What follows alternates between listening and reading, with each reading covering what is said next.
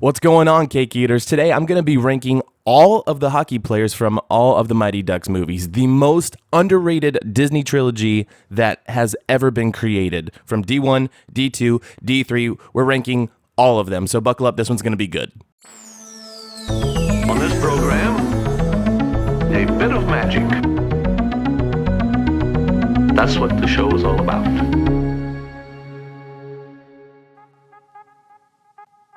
If you're already watching this video, I'm assuming that you have watched at least some of the Mighty Ducks trilogy, if not all of them. If not, do yourself a favor and watch them because you're really missing out. These are really, really good.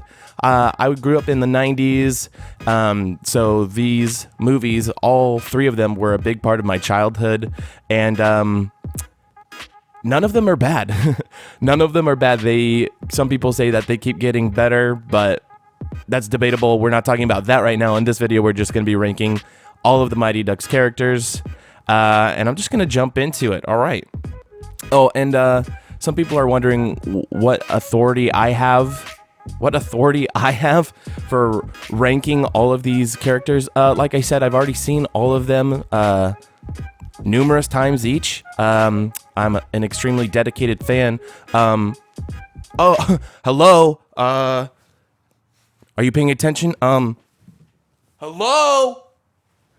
Does that answer your question? Yeah, I would say I'm qualified. All right.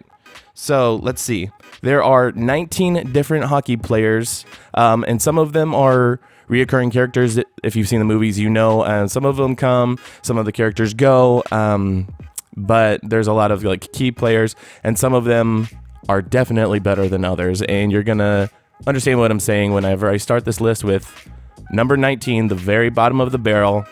Sorry to say it, Karp. Dave Karp. He is only in D1, the original Mighty Ducks movie. He doesn't do much. He gets his helmet dented by a hockey puck. I don't think the kid scores a goal at all. He's like the king of the sad latchkey kids. And he doesn't do anything. He doesn't progress. And like I said, he's only in the first movie. So I'm not going to waste any more time talking about Karp, dude.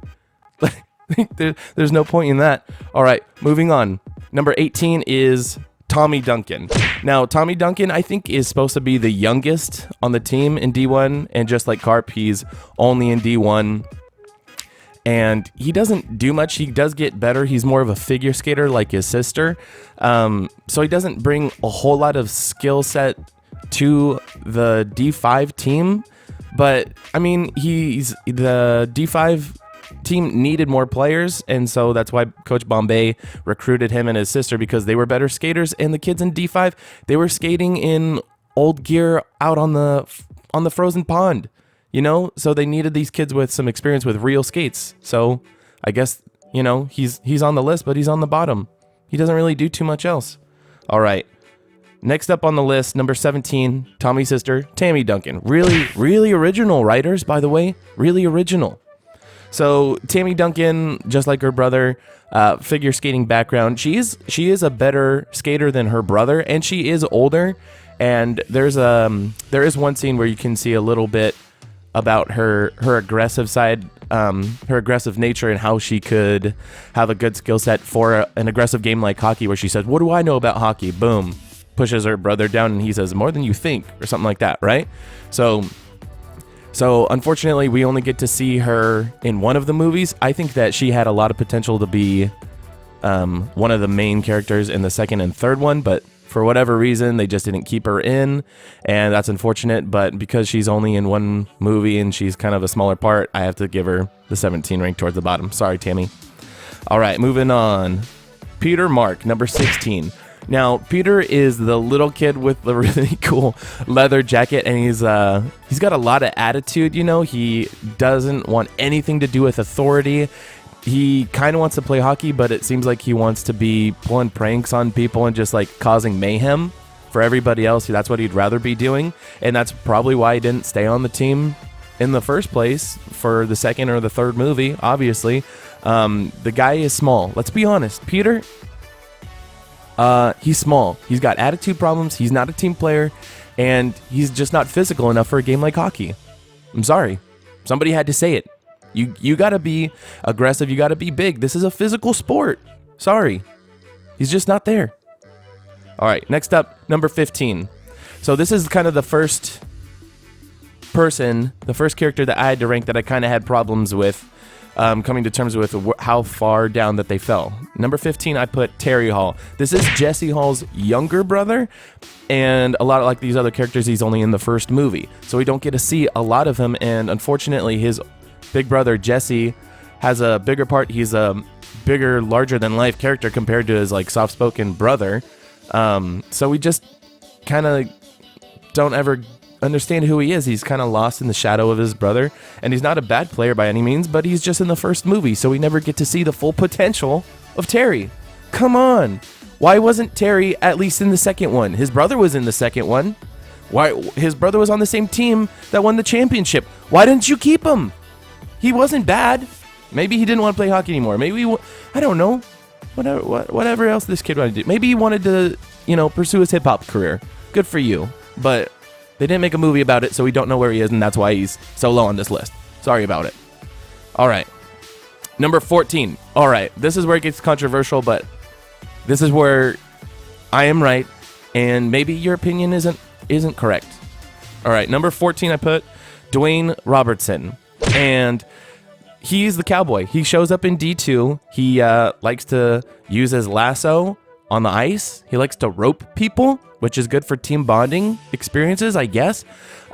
He's kind of a show-off, though. He's a really good puck handler. He's got some stick tricks, But honestly, this guy, he doesn't do too much. He's kind of a show-off, and he's kind of thinking of himself instead of, like, putting the team first. It's like, this is a team sport. Come on, Dwayne. So this guy, he gets himself into trouble. He gets himself into a few penalties when the team could have, like, needed him, but instead they give the other team an advantage. Like, he's just not thinking of him for himself. He's not really a team player. I think he belongs more on like a hockey circus or a regular circus instead of a hockey team that's serious. Anyway, what can you do about it? All right. Sorry, Dwayne, but that's where you fell. Number 14. Number 13, Lester Averman. I was looking at some of the stats, and I was completely surprised at how well Averman actually does throughout the series. He's a consistent scorer. He's a good passer, but he's just the class clown. Like, of all these jokester kids, he's just a goofball. Like, he wants to be part of the team and play hockey, but he's happier making jokes. He's always part of the gag somewhere in all three movies. But he's not a bad hockey player, but there's just people that are better than him. And, Mr. Starts with a W, please, if you understand that reference, like, leave me a comment so we can share the love for Averman. The guy, he's a little underrated. Like, he's good. Look up the stats. Google it. Maybe I'll try to find a link and share that with you guys to prove my point. All right. Moving on. Number 12, Mr. Dean Portman. The enforcer from Chicago, Illinois himself. He is number 1 Bash brother. This guy comes in from D2, and to be honest, the United States hockey team for the Junior Goodwill Games, they needed more physical players. The kids from District 5, yeah, they won a championship, but they needed the biggest kids, the best, strongest kids that America had to offer whenever they went and played the best teams of the world. Enter Mr. Dean Portman. This guy, from the moment you see him, he's listening to his like rock music, he comes onto the ice, he's just kind of in his own world, and he doesn't like care about these other kids. He's like, get out of my way. He's pushing kids out of the way on the ice, and I love Dean's attitude. And yeah, he's a little bit of a hothead, especially when he gets kicked out of a game against the first game where Team USA plays Iceland in D2. He like is breaking things. He's like smacking his hands against the mat, and later on I'll talk about Julie the Cat Gaffney, but like just the polar opposites of somebody that's cool, calm, collected like Julie versus just an aggressive hothead like Dean. It is so entertaining to see, and Dean Portman is in D1 and D2, but he's just so cool. I love that guy, but we don't get to see a lot of him. He plays a lot of defense. He's an enforcer. He likes to throw his weight around, and without him, I don't think the Mighty Ducks would be where they are in D2 or D3. Enough said. Number 11. I know this is another controversial one, but buckle up. Okay. Russ Tyler. Russ Tyler shows up in D2. He's the kid from South Central Los Angeles. He's played by the beloved Kenan Thompson. Like, this kid brings in so much humor. Kenan Thompson has always been a good actor from everything that he did on All That, and now he's on SNL still doing sketches. He's always had something to do with comedy, and this character has a lot of jokes, a lot of really memorable, funny parts in the movies that he's in, the second two movies. And of course, he's most notoriously known for his knuckle puck shot, right? He's got the knuckle puck, like, basically unstoppable. The problem is that hear me out. Okay, buckle up, okay?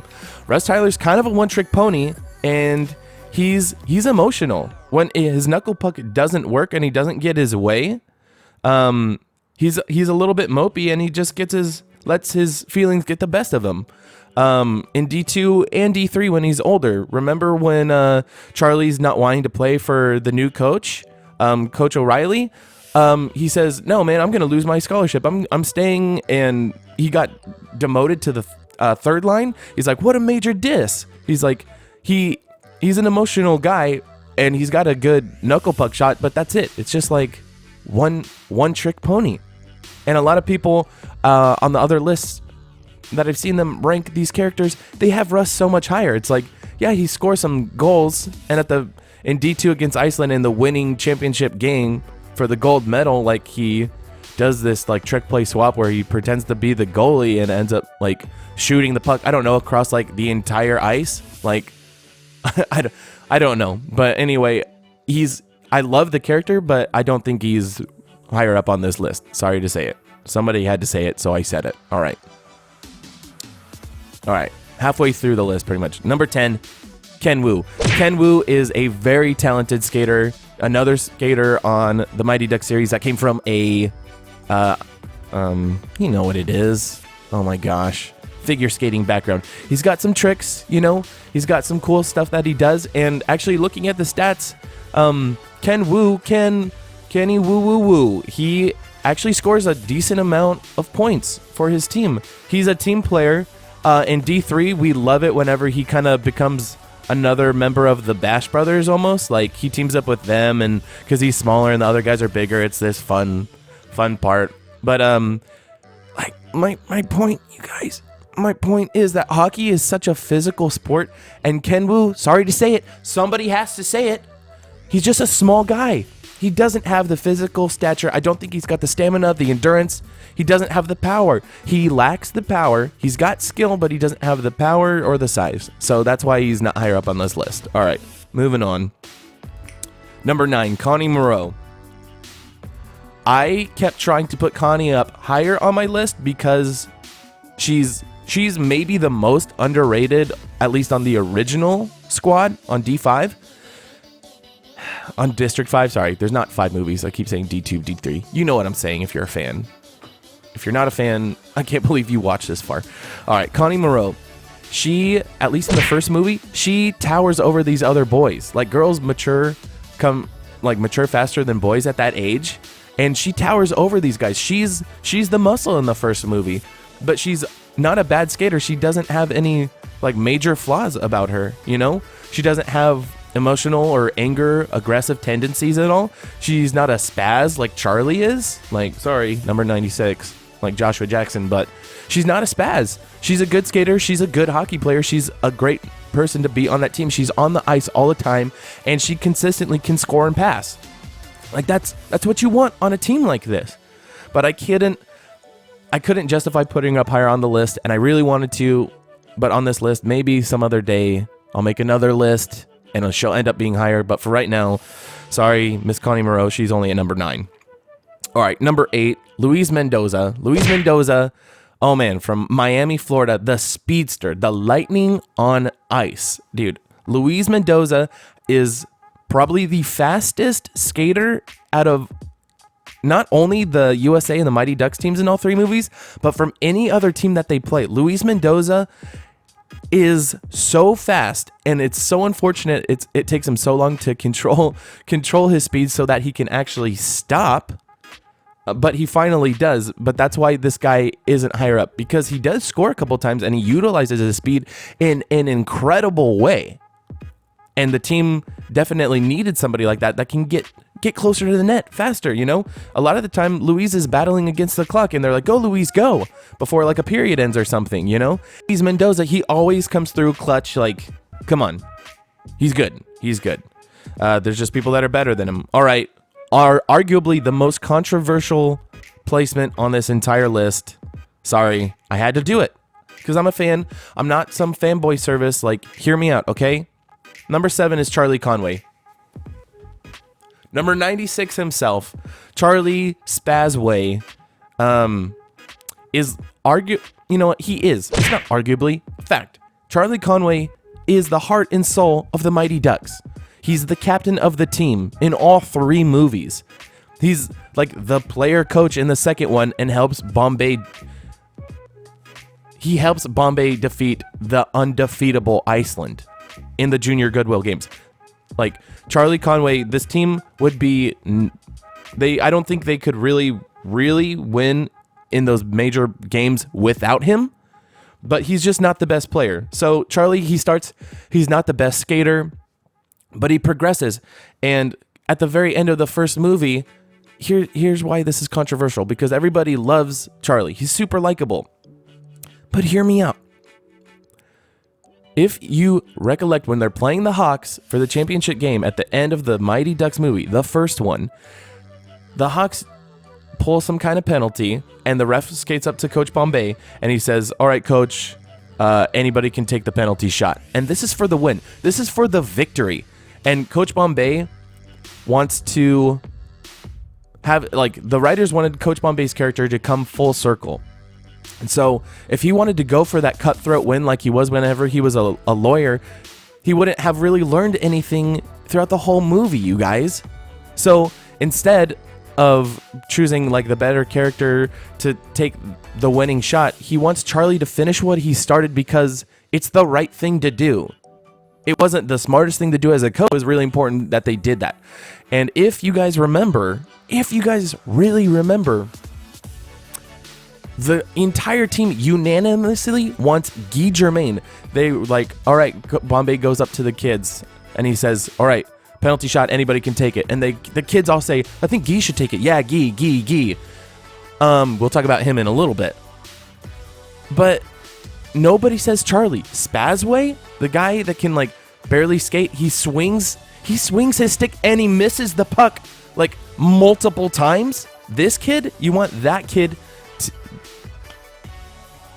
from a coaching perspective, and, you know, obviously from the perspective of the kids on the team, I would have been furious, but then they rally behind him, they chant him on, and he ends up winning, whatever.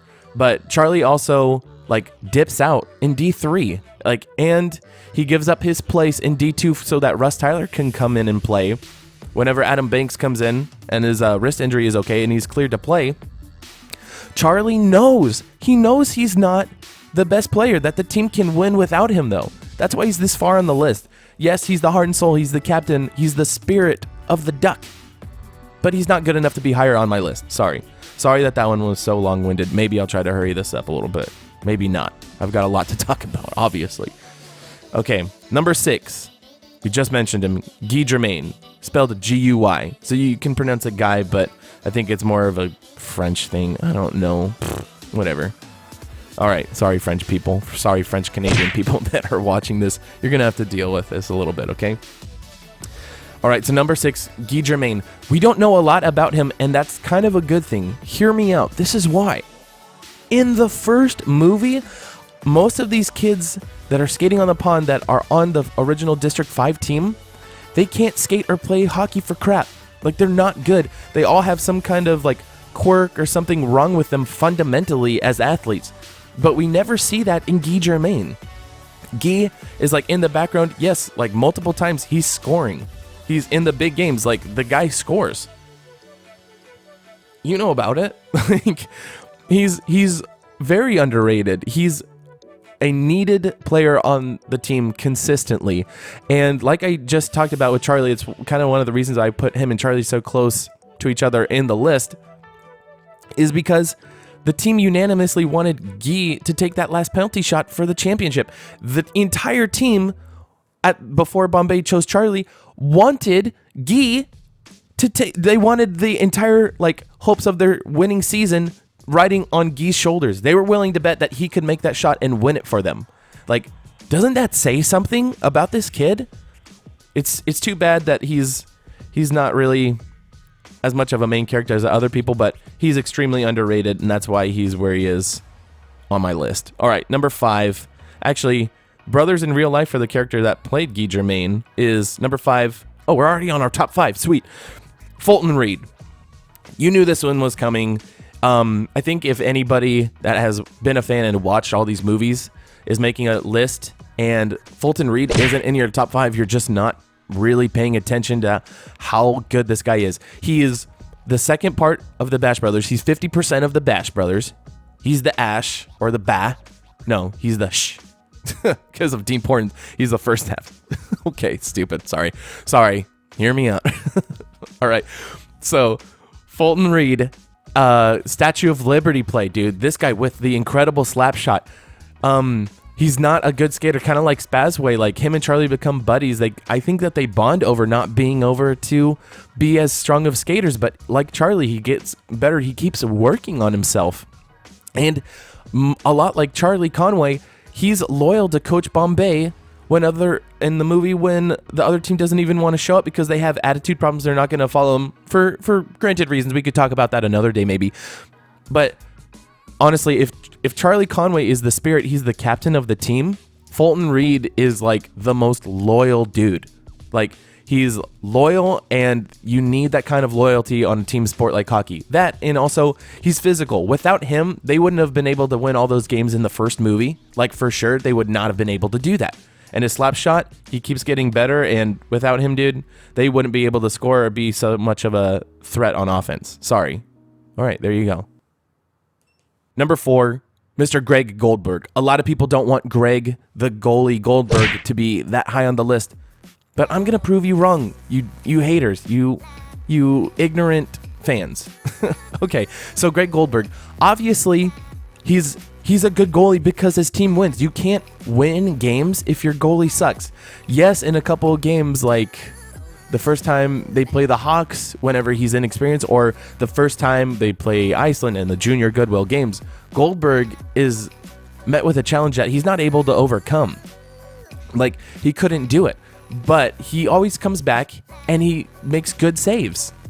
Pay attention to the movies. Greg Goldberg is essential to the victory and the success of the Mighty Ducks in general.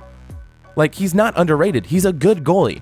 There's another goalie that's better on the team, obviously, because we haven't talked about her, ranked her on this list yet. But Greg Goldberg is also better for the team in another way. Check this out. So in D3, do you remember whenever he gets pulled from goalie and Coach O'Reilly puts him on defense and he becomes the third official part, at least for that game, of the Bash Brothers. He's with the other two guys and he's just bashing away. He's got a toe save at some point. It's turns out the guy is better. He's fine between the pipes. But bring him out, let him play a little defense. The guy's physical. He gets around and he's not a bad skater either. He's awesome. So the team wouldn't be where they are without Greg Goldberg. All right, next one up, Jesse Hall. Jesse Hall is probably got the most raw talent out of anybody else on the team in any of the movies. Probably hands down. And unfortunately, he's only in the first and second movie. He's the older brother of Terry Hall. And I love that I'm able to recite this all off the top of my head. I'm looking at my phone when I'm for reference points in the list and try to keep this video a little bit shorter. But unfortunately, I know we're already running kind of long here. Whatever. I love talking about Mighty Ducks, obviously. So Jesse Hall, most talented, maybe most, natural talent. He's a great scorer and he's a fantastic passer. Dude, the flying V, everybody knows the V, dude. of the Mighty Ducks. Everybody knows that. If you haven't seen the movie, you probably understand what the Flying V is supposed to be. He's the leader of that. He's the one that starts with the puck and like passes backwards and stuff, and they keep the puck moving around. He's a good scorer. Look at the stats. Look at them.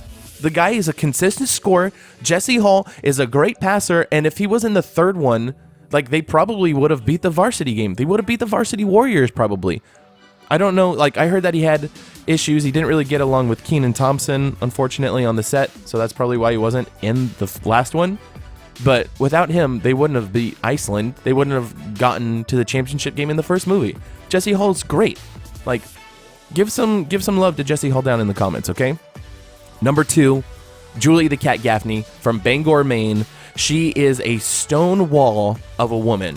Like, whatever you want to talk about, like men, women, like in politics, whatever, like, shut up. This movie is bigger than all of that, and that's one of the reasons that I love this movie, is because they don't just give attention to a female character just for the fact that she's a female. Like, Julie the Cat rides the bench most of the season in the second one, and she comes in against, is it Gunnar Stahl?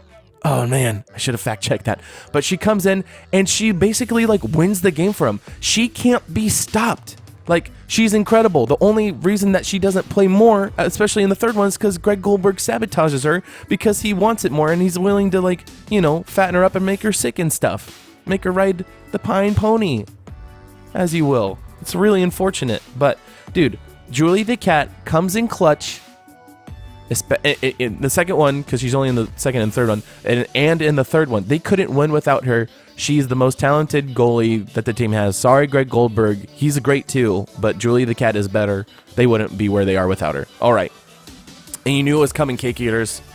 You knew this one was coming, to be honest. Like, be honest with yourself. You know who this is.